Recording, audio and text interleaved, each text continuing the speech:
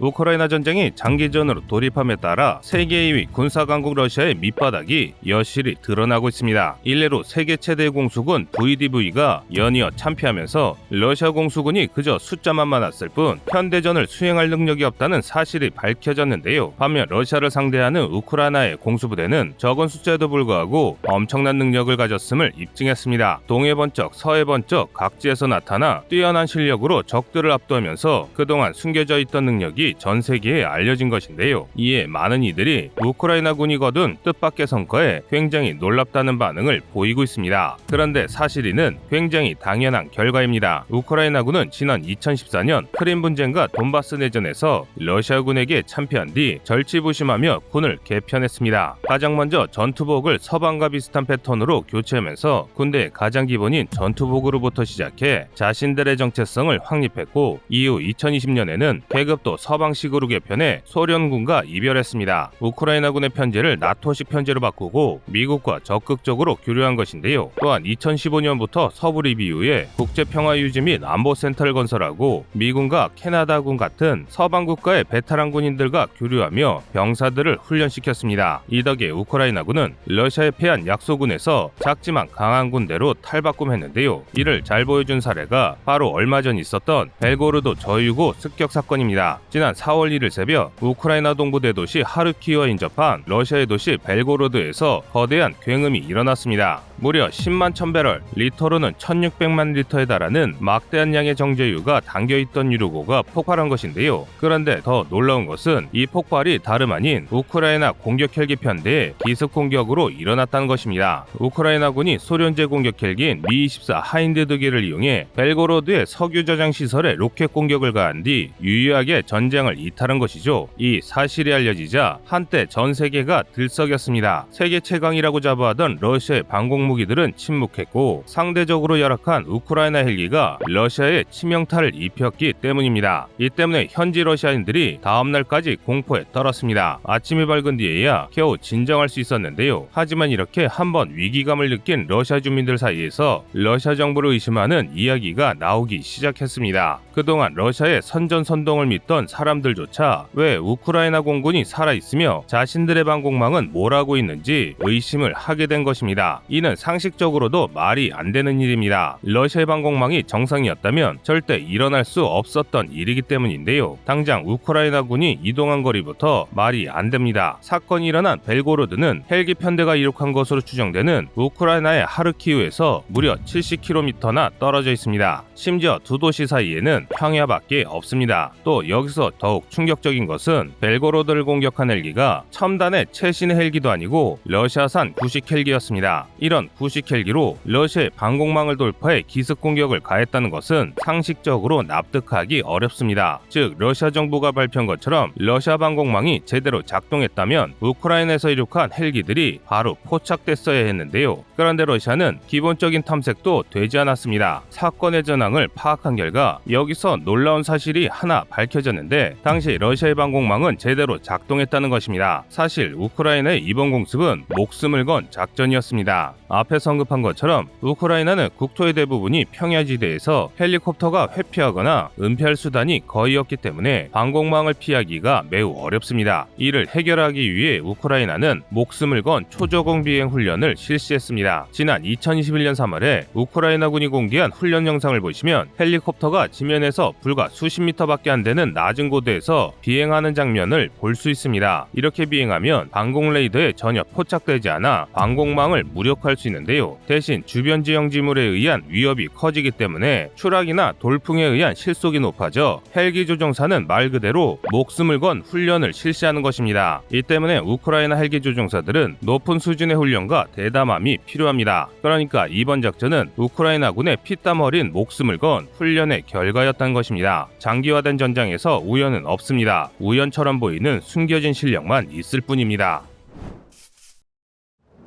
우리는 푸틴이 패배하고 우크라이나가 승리할 때까지 멈추지 않을 것이다. 지난 5일 리즈 트러스 영국 외무장관이 러시아에 대한 제재 강화와 우크라이나에 대한 무기 지원을 발표하면서 남긴 말입니다. 이 말을 보다 상세히 하면 이 전쟁을 끝낼 방법은 푸틴이 우크라이나에서 패하도록 봉쇄를 강화하고 우크라이나가 스스로를 지킬 수 있도록 무기를 지원하는 것이라고 밝힌 것인데요. 이처럼 부차 대학살 이후 서방의 제재가 한층 더 강해지고 있습니다. 한편 체코 폴란드와 같이 과거 소련에게 탄압당했던 국가들을 중심으로 우크라이나에 대한 본격적인 무기 지원이 시작됐습니다. 체코 국방차관에 따르면 체코에서만 이미 12대의 T-72M 전차와 BMP-1 장갑차 등 각종 차량이 지원됐다고 하는데요. 폴란드 역시 구식 T-72 전차를 원조할 예정이므로 우크라이나군에게 수백 대의 전차가 추가로 생길 것으로 보입니다. 이에 따라 동부결전의 성패가 결정될 것으로 보이는데요. 현재 우크라이나 동부 전선은 그야말로 격전의 연속입니다. 키이우 북부에서 밀려난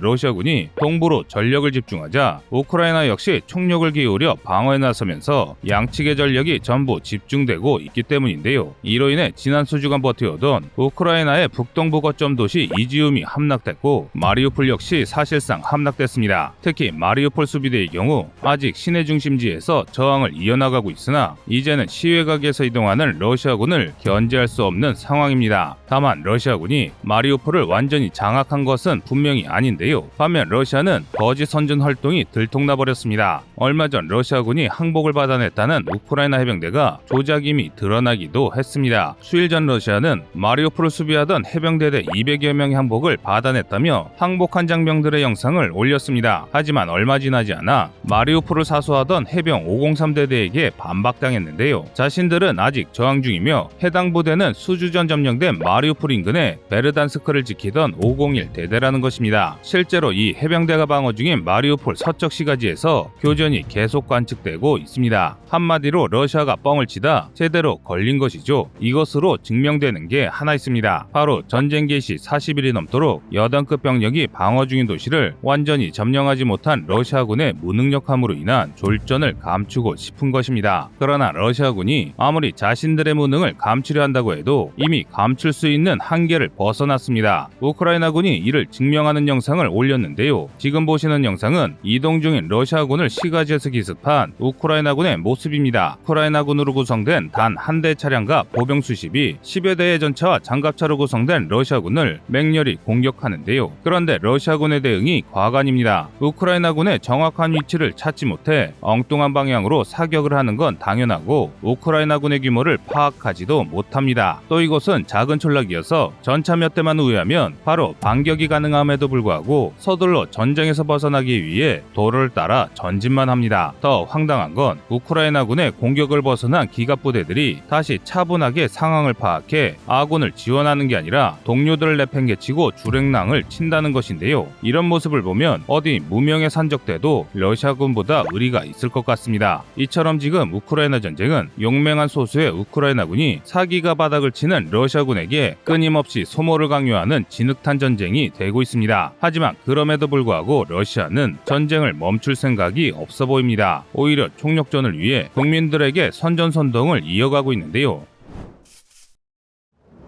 러시아가 미쳐가고 있습니다. 전쟁을 일으킨 푸틴에 반대하거나 우크라이나에서 일어나는 전쟁 범죄를 비판하는 이들을 구속하고 전쟁을 지지하는 발언과 행동만이 허용되기 시작했습니다. 이런 모습에 서방 지도부는 당혹감을 감추지 못하고 있는데요. 엄청난 경제 제재와 우크라이나 전쟁에서의 엄청난 손실에도 러시아인들이 푸틴을 지지하는 것을 이해하지 못하는 것입니다. 이는 영국 총리 보리스 존슨의 발언으로도 알 수 있는데요. is a VPN connection to access independent information from anywhere in the world. And when you find the truth, share it.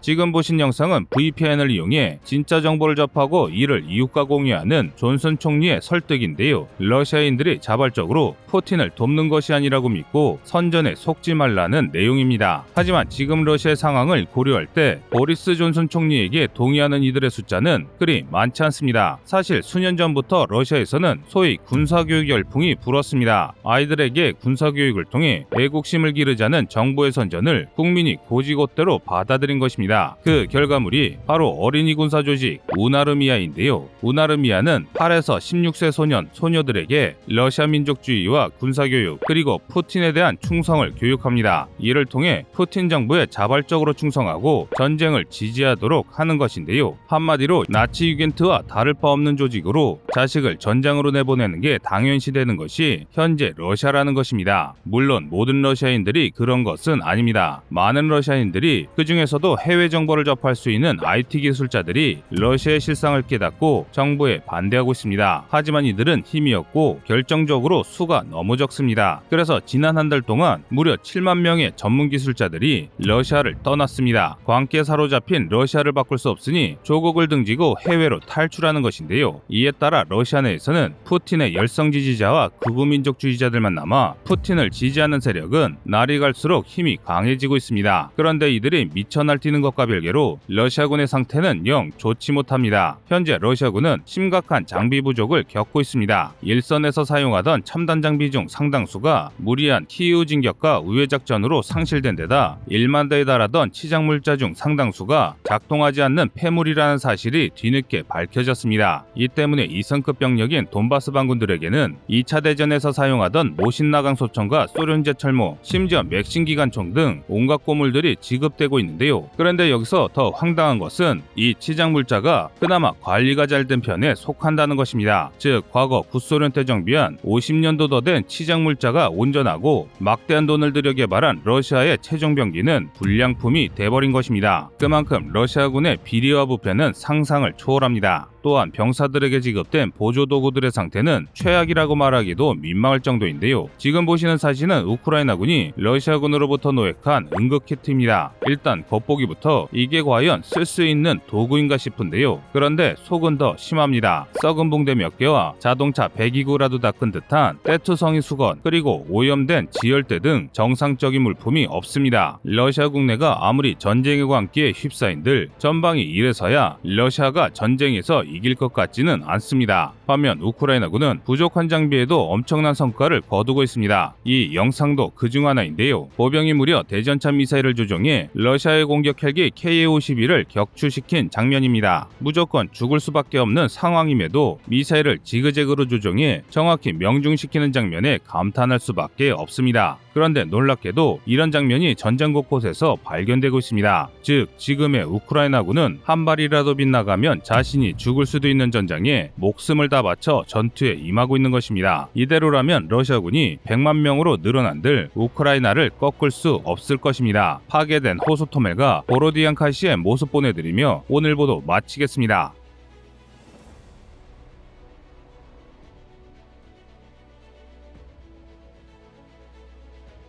이상 꺼리투브였습니다.